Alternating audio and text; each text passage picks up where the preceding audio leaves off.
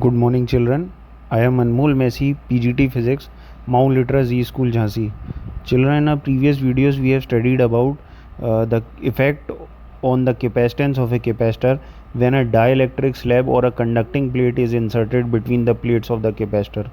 But today, what we are going to do is we are going to study grouping of capacitors, that is, series combination and parallel combination.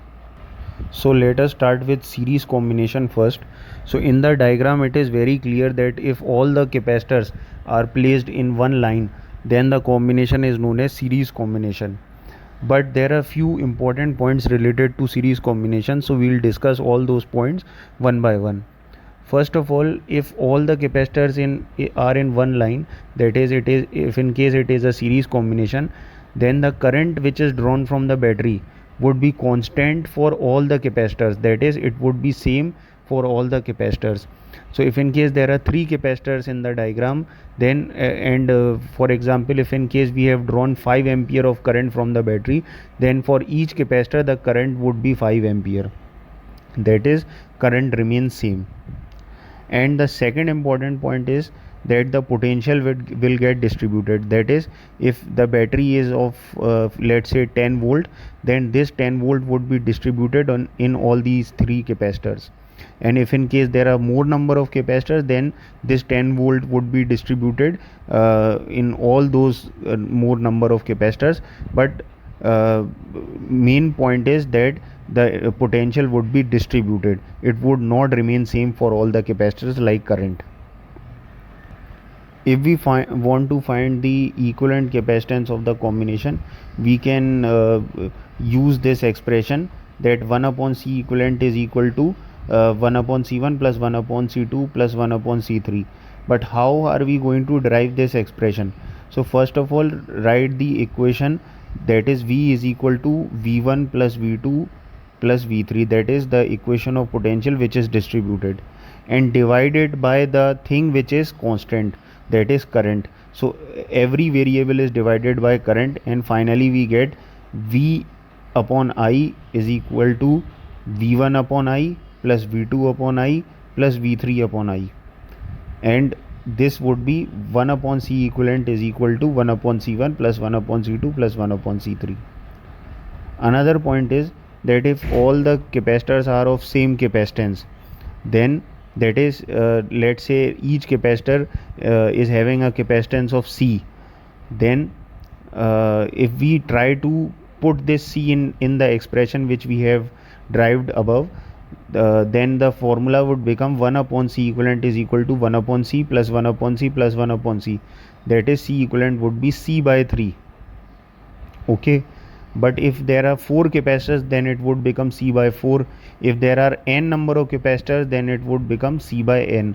So the equivalent capacitance in this case, when all the capacitors are of same capacitance, then the formula would become C equivalent is equal to C upon n.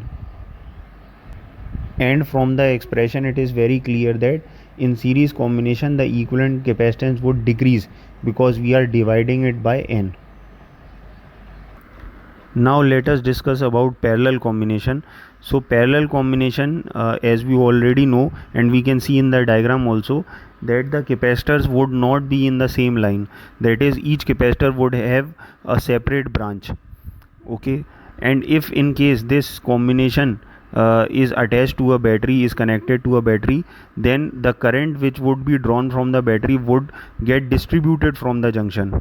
So there is a possibility that C1, C2 and C3 would get different amount of current, let's say I1, I2 and I3 respectively.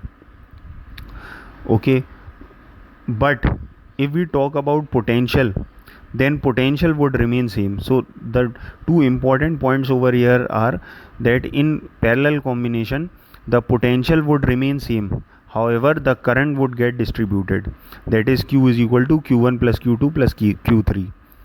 Now if we want to calculate the equivalent capacitance, then what we can do is we would again follow the same procedure which we have done in series combination. First of all, we'll write the equation in which distribution occurred, that is Q is equal to Q1 plus Q2 plus Q3. Now we'll divide this equation both sides by the thing which is constant, that is v. So we'll divide it by v both sides, and the expression would become q by v is equal to q1 by v plus q2 by v plus q3 by v. And since q by v is c, therefore the final expression would be c equivalent is equal to c1 plus c2 plus c3. This would be the expression to calculate equivalent capacitance in parallel combination. And if in case there are capacitors of same capacitance, then let us consider that the capacitance of each capacitor is c. Then the equivalent capacitance would become c plus c plus c, that is 3c. If there were 4 capacitors, then it would become 4c, and if there were n number of capacitors, then the equivalent capacitance would become nc. Okay. And from the expression, it is very clear that the equivalent capacitance would increase in parallel combination because it is multiplied by n. So children, these were the two types of combinations.